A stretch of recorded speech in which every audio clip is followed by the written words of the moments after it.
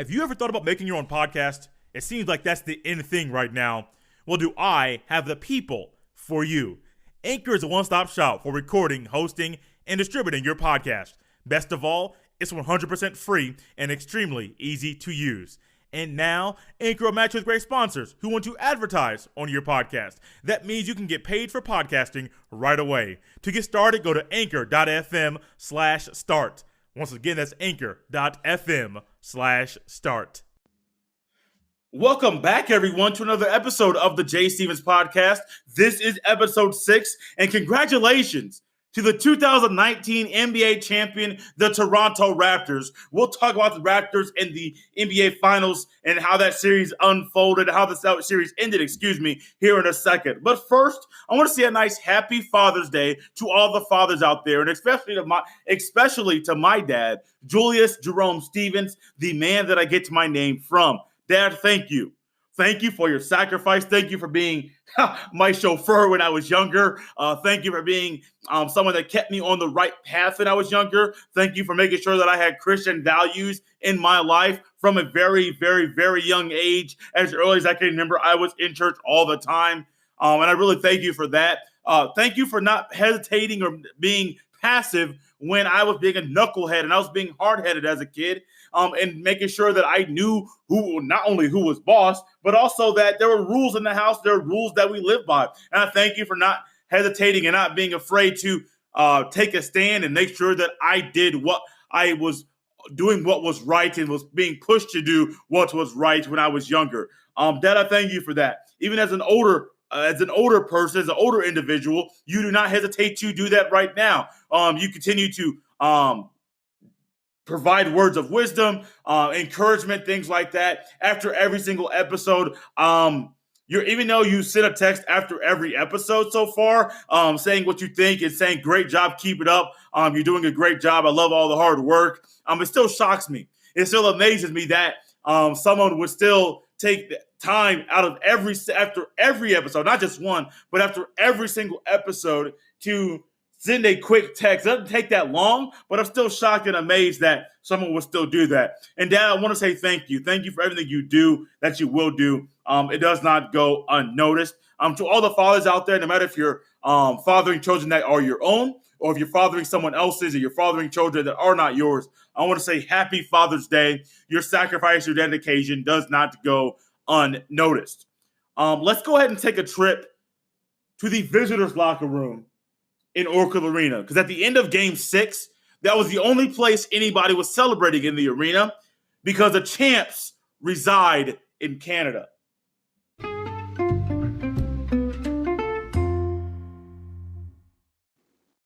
You know, I was thinking about singing for everyone right now, but I'm going to save not only myself the embarrassment because my voice is not the best, I'm going to save you the pain of your ears so you do not have to hear me sing at all. But the champions reside in Canada. And yes, this series was a fun series to watch. Game 1, Game 2, Game 3, Game 4, Game 5, and Game 6. Every single game brought something different. Now, early in the series, we saw Boogie come back. Early in the series, we saw Klay Thompson get hurt, miss a game, then come back.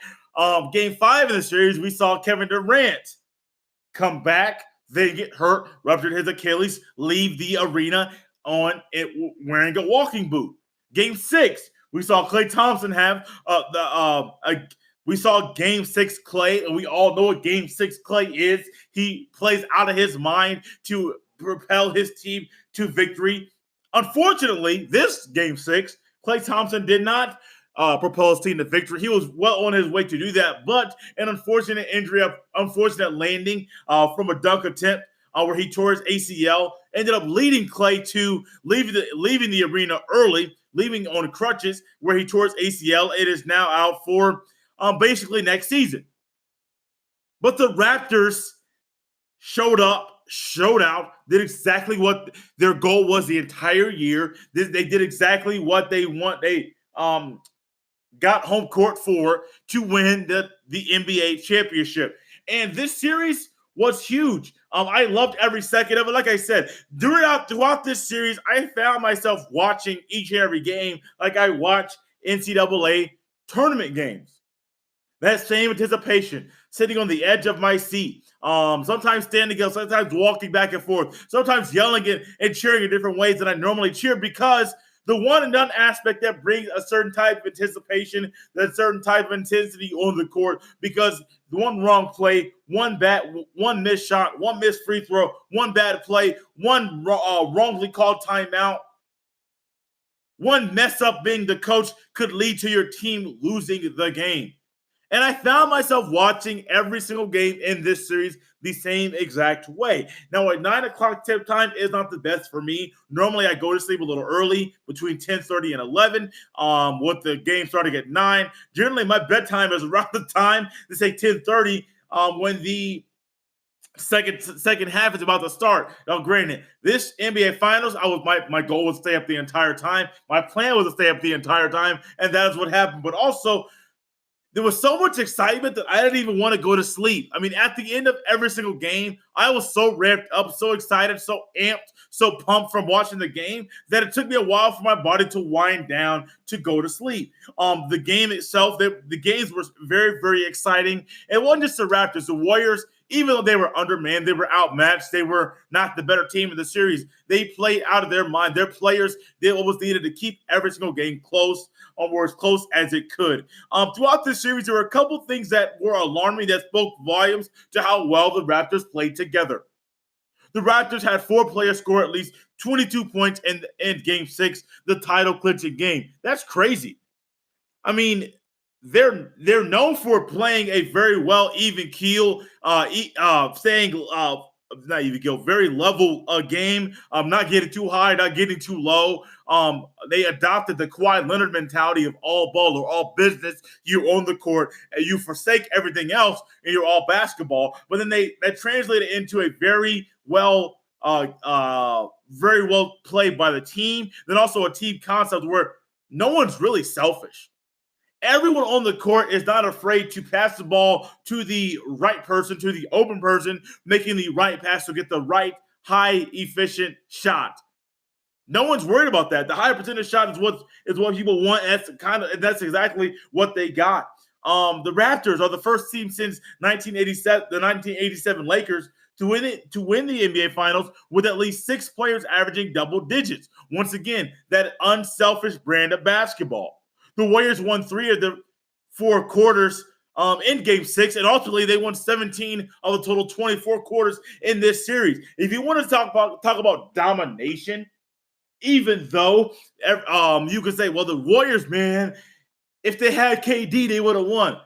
If speculation of things that did not happen, you could say all that kind of stuff. But what was on the court, if you took the jerseys off and they just had a black jersey and a white jersey, you did not know who was who. You would say that the Raptors were the better team. Take that film and say, hey, you over there in the country where basketball is not big, I want you to watch this. You play sports, maybe not basketball, maybe soccer is your thing where you're from. Hey, watch this game for me and let me know who the better team is. All in all, the Raptors were the better team. And a lot of the numbers do show that. I got one for you. Maybe you weren't aware of this one. The Raptors went 4-0 in Oracle. No, not 4-0 in Oracle in the finals. 4-0 this season. In the regular season, the Raptors and Warriors the Raptors and Warriors played twice. In those 2 games, the Raptors won both. In the finals, the Raptors won 4-2. And they went 6-2 against the defending NBA champions this season. That is insane. Before the season, excuse me, I'm getting ahead of myself. Before the series, that is, I personally, and a lot of people did not show the Raptors the respect they deserve. We saw how they have played throughout this playoff run. We saw how they had played throughout this series. But no, people did not give them the respect they deserved, myself included. Until one person at work, after I had already said Warriors in 6, until one person at work had said, hey, man, remember their defense. And then also reminded me about exactly how the Warriors played against Kawhi the last time Kawhi was on the court against the Warriors in the playoffs. You remember that series a couple years ago Spurs and Warriors, Western Conference Finals. Warriors are struggling, have no answer for Kawhi. Kawhi's doing whatever he needs to do. All of a sudden, he goes up for a shot. Zaza Pachulia is right there underneath him and hurts his leg. And Kawhi leaves the game. The Warriors go on to win not only the series, not only the game, not only the series, but also the NBA championship that year as well against LeBron James and the Cavs. They struggled with Kawhi back then. And before the series, I'm thinking, okay, cool, whatever, man. Whatever. The Warriors are just that good. I don't care who you. I know how good the Raptors are. I see what they've done in the playoffs, but the Warriors are just that good. And normally I'm the opposite. Normally I'm that guy that says, well, the Warriors are good, but there's a team in the East that could beat them. Normally that's me. But for some reason this year I flip-flopped everything, and, well, the Raptors proved me wrong. Marc Gasol reminds me of that old man at the Y that uses his brain, outsmarts the youngsters to prove that you don't have to be the quickest, the fastest, the strongest to play very well and be very efficient on the basketball court. Pascal Siakam, a guy that saw his points per game average jump, I believe almost 10 points per game in the regular season, probably is going to be the most improved player of the year. Saw him play very, very well throughout these playoffs and very well throughout this series. Fred VanVleet, an undrafted guy, a G League champion, comes off the bench to play huge minutes.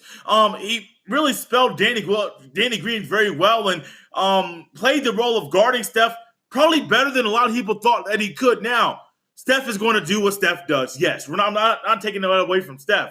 But Fred VanVleet, you run that box to one, say, hey, man, stick on him like white on rice. Stay on his hip. Don't go underneath that screen. Go over top of the screen. Fight for everything. Make sure that he knows that you're there. Don't. And too much separation too much separation could lead to a loss. Could lead to too many open shots for Steph. Be right there on him, and he did that. Not only was he doing that, but my goodness, think about all the big shots that he made. I liked it he was huge and he was in Wichita State playing for the Shockers, but no one expected him to play at this level on this stage in the NBA. Fred VanVleet, my goodness, you played out of your mind, sir. It was enjoyable to watch. Serge Ibaka, a player that took a back seat a little bit and said, I'll come off the bench. If Nick Nurse said, this is what you need me to do, I will gladly come off the bench, be that intangibles guy, that rebounder, that guy that plays very good defense off the bench. I will do that for the team, and I will sacrifice my previous successes for the team's current success. Kyle Lowry, NBA champion. A lot of you have never thought that you'd be able to put that phrase together, but Kyle Lowry did exactly what that was, and like I spoke about earlier, his intangibles were big.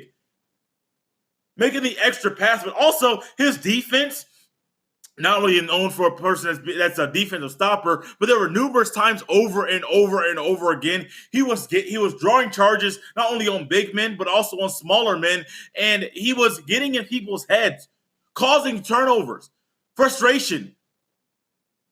Kyle Lowry, NBA champion. It's hard to think, and honestly, it probably took Kawhi being the right player.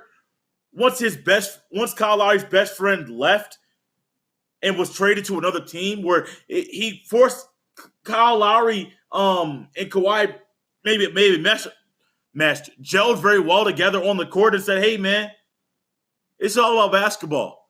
You got to be able to separate your life and basketball. Even though you love your life, you love basketball, separate the two because they're two separate things. Basketball is what you do. That's what you play on a regular basis. But you are a man. You were a man first. And being a man, you can still have those friendships and still enjoy playing basketball without your best friend. And we saw Kyle Lowry smile and play in ways that we never thought that he would be able to do without DeMar DeRozan. But he was that player. Kyle Lowry, NBA champion. Nick Nurse, a rookie head coach, rookie NBA head coach, making huge decisions. Making right decisions. known for being more of an offensive guy, but his defensive play calls throughout the game spoke volumes, and they really helped propel this team over the Warriors. The Warriors, once the Raptors started running that box to one, the Warriors had no answer. No answer at all. Especially when you're down one of your top players at Klay Thompson, there's nothing you could do when it's tough to score when your best player is being guarded by someone and that person is not leaving them, and all of a sudden there's no one else to score. Nick Nurse, NBA champion. Masai Ujiri,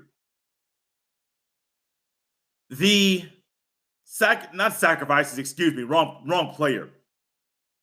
Wrong person, that is. The chances that you took, not only on Nick Nurse, but moving your star player, DeMar DeRozan, to another team and trading him not only for Kawhi Leonard, a star in this league, but also Danny Green, a guy that's a 3-and-D guy that was very helpful and useful in this team's championship run. Most people wouldn't make that move, sir. Most people wouldn't do that, but you are that risk taker that the team needed to get them over the top. And I do understand why the Washington Wizards not only want to offer you the president of basketball operations job, but then also they want to give you a stake in the team's ownership to help you potentially make $10 million a year. Salary, that is, and not just talk about the ownership portion that you'll be getting as well. Then also Kawhi Leonard. Some say that he could have played in San Antonio. Some say that he was working out on the side. Some say that what happened in San Antonio was more his disgruntled and his disagreement with the franchise. Whatever side you sit on, you cannot say anything negative or anything bad about Kawhi Leonard in the way that he played in this series, but also in the playoffs as well. Two-time Finals MVP in the series. He finished with 25 points, 9 rebounds, 4 assists. Good numbers, really good numbers, very consistent numbers. Before the entire postseason, he finished with 30 points, 9 rebounds, 4 assists, 2 steals, shooting 49% from the field, 38% from 3. A very efficient guy that no matter which way you were going, whichever way you were looking, Kawhi Leonard was making the right play on offense and on defense. I mean, you get that high release. You use his 230-pound frame to create space where you cannot do anything to stop him. Man, it's crazy. I sure hope that he stays in Toronto next year. I'm sure the fans do. I'm sure that for his sake, I think it'd be the best move for him to win a championship this year, Finals MVP. For all I hear, from what I think, there's a good chance he'll sign a 2-year contract with the player option after the first year, so you can see so he can reevaluate, see what the team does, see what moves the team makes, so that after that year he can see if he wants to stay in Toronto or if he wants to take a different contract somewhere else. As everyone knows, he wants to eventually get back to LA, where he is from, to play and potentially win an NBA championship. The Toronto Raptors, Canada's team, the team that calls Toronto their home, the 2019 NBA champions. Man, it was a fun season to watch, and I'm looking forward to seeing what happens soon in NBA free agency. Coming up next, we'll see exactly what bombshell happened before the free agency period hits.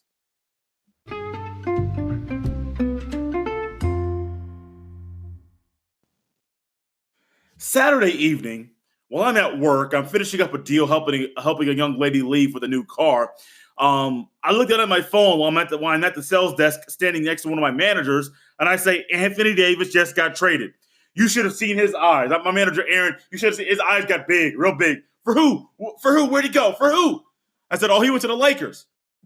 Now, Aaron's next question was, who did the Lakers give up? That's what I was thinking as well. Like, who did the Lakers give up to get Anthony Davis? Did they throw the house out? Well, basically, that's what it seems like. They gave up Lonzo Ball, Josh Hart, Brandon Ingram, and 3 first-round picks. To me, that's probably too much for Anthony Davis. He's a very good player. He's very talented. He's an all-star every single year. But my one hesitation with Anthony Davis is that he is injury-prone. He is known for getting hurt. I don't believe he is 25, 26 years old, and I do not believe he's played more than 65 games in a season. To me, you're that young. You should be playing more games than that. It's not due to rest that he's missing these games. It's due to his injuries. I mean, granted, his body, he has put on lots of weight since he's gotten into the league, and maybe his body is not holding up to the weight that he has added to his frame. But he is now a Los Angeles Laker, no longer in New Orleans. He gets what he wants. LeBron gets a player that he can play alongside of. Two players that play very well together. They read each other very well. Anthony Davis, a big man that will probably still play in the post and play outside as well, unlike the previous two big men that played with LeBron, Kevin Love, that LeBron brought to him, Kevin Love and then Chris Bosh, where they were post players. They had great post games. LeBron changed their game up and made them more three-point shooters.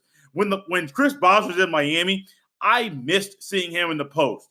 You put him in the post, he put certain moves on players, and players do. When Chris Bosh got into the post and he got into his groove, there was nothing you could do to stop him. Chris Bosh just was that guy that the block was his home. You couldn't do anything to him when he got in his spot. But Lonzo going to New Orleans, Ingram to New Orleans, Josh Hart to New Orleans, are 3 first-round picks. I kind of see that, and I am a Lonzo Ball fan, but I kind of see that as 2 injury-prone players and a possible NBA journeyman in Josh Hart. I'm not really sure if the value that they got is going to really hold to what they had. I understand not wanting a player wanting to force his way out, but at some point, that player being as skilled as he is, that player, Anthony Davis, you should have probably got more or different players than what you got. The Lakers kept an asset that they wanted to keep in Kyle Kuzma. Now, at the same time, the way the Lakers are currently constructed, they don't really have much at all. It's their front court with Kuzma, LeBron, and AD with nothing else. They have nobody else to really lean on to look to run the point, to score. All your scoring, all your running the point, all that is going to be done by 3 players currently constructed. Now, the Lakers are also trying to make moves to free up some more cap space to get another max player. I heard Kemba Walker's on the radar. I've also heard Kemba Walker wants to stay in Charlotte because he loves it there. Not sure how that's going to go for him because, it's Charlotte. No one really wins in Charlotte, no matter if it's the new Charlotte Hornets or the old Charlotte Hornets. No one has won in Charlotte, not really sure why. Jimmy Butler has been on the Lakers' radar. Okay, well, Jimmy Butler wasn't really the best teammate in Minnesota. Philadelphia, he was a good player, not really, you wouldn't say the best teammate again. Then also Kawhi Leonard, who I think is going to stay in Toronto. Everything I've heard, everything that I've been sensing is Kawhi Leonard is probably going to sign a 1-and-1, a 2-year contract with a player option after 1 year. So he has the freedom to do what he wants to do. And if things don't go his way and go the right way in Toronto, he has the option and the freedom to leave if he wants to. But the Lakers are finally making moves in the right direction. Getting another max player, something that Magic Johnson didn't do in a time frame that he thought was right for him before he left. I think Magic Johnson should have stayed another summer to get give himself another chance to get a top free agent in free agency, as there are lots of players right now that are going to be free agents. Kevin Durant, not sure what he's going to do. Klay Thompson, I believe he'll probably stay in Golden State, but once again, you don't know what he's going to do. Those injuries kind of change how things are going to go for those 2 players. But the Lakers, I like what the Lakers are doing. I think currently constructed are not going to be a finals contender. Vegas thinks otherwise. Vegas actually believes that they're going to pick up another max player to actually propel them to the top of the top tier in the Western Conference. That is also going to be the case because the Warriors are down. So the Lakers getting players, the Lakers reconstructing their roster to win now, that's actually great timing. The Warriors are going to be down. The Rockets, not sure what's going on in Houston. They may lose a few players. Portland has injuries. Denver's not sure what's going to go. Denver not sure how to get over that hump, get to the next step. You got the Clippers. Clippers are are decent. I view them as a decent team, but it's once again, it's the Clippers. They're not going to be that team to get over the top. The Clippers are always going to be a team. They may be okay, but I don't see the Clippers winning an NBA an NBA championship. They've been bad my entire lifetime. They've been bad your entire lifetime. The Clippers are the Clippers. I don't see them winning. You got the Jazz that are trying to make moves. Once again, the Jazz don't have the firepower, and no one wants to go to Utah to play. So right now, the Lakers may be that team that keeps making the right moves. Rob Pelinka making great moves right now.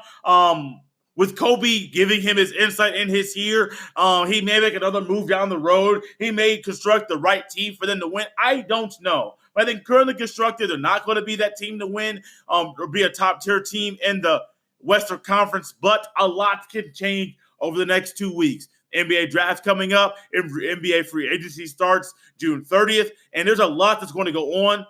Anthony Davis, LeBron James together. It's going to be an exciting time in LA for the fans. They have renewed hope, renewed faith, a renewed vision, you may want to say. So things are going to look up for them. Before we get out of here today, I want to talk a little bit about the U.S. women's national team. Not talk about their 3-0 win recently or yesterday, but I want to talk about their 13-0 win over Thailand. A lot of people got upset over these young ladies doing what they do. You score a goal in a sport where goals aren't scored a lot, you're going to celebrate. I don't care if it's goal 1, goal 2, goal 10, you're going to celebrate. And there was a big uproar saying, "Oh, act like you've been there before. Don't showboat." It's the World Cup, people.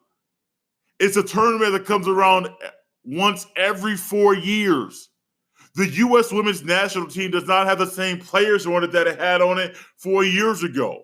There were newbies on this team. There were new athletes that scored this time that's in their first World Cup.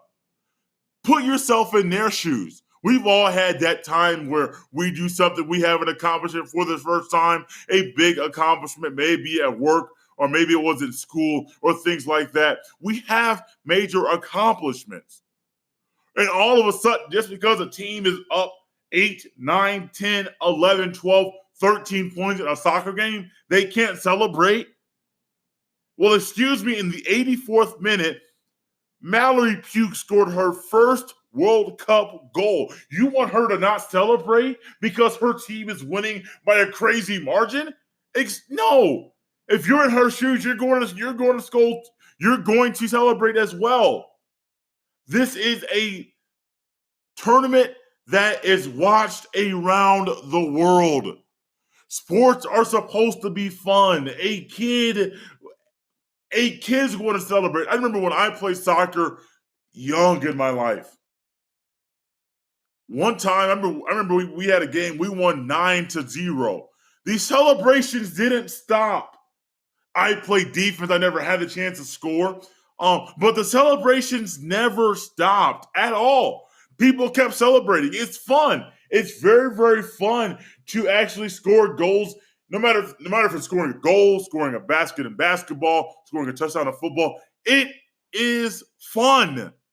Scoring is fun. It's supposed to be fun. We're playing a child's game. And when playing a child's game, it's okay to celebrate. It's okay to have fun. Because I guarantee a lot of those people that were saying, act like you've been there before. Don't showboat. You're giving us a bad name. If you were in their shoes, you scored your first World Cup goal, and it's your first World Cup ever being there, your first World Cup game, you're going to celebrate as well. Let the people play. Let the women have fun. This is a game that's supposed to be fun, supposed to be enjoyable. Let's not ruin it because someone is doing something that we think is crazy, even though what they're doing is not harming anyone.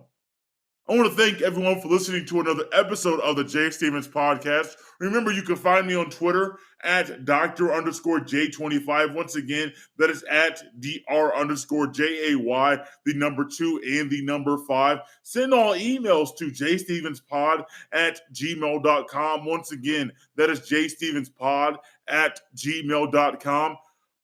Be sure to subscribe, rate, and review. That's a great way to not only get the episode when it first comes out, but also other people will know the podcast will be seen higher when people search different things in their search engines on their favorite podcast app. Also, word of mouth.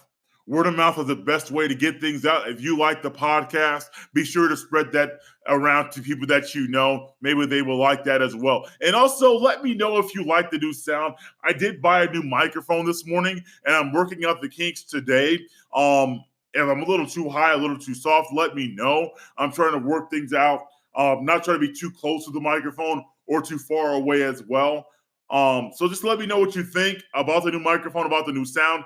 If you like it, better, great. If you don't, great, just let me know. Feedback is very, very well and very high on me for the podcast for me moving forward. This is episode 6 of the Jay Stevens podcast. I'll see you next time.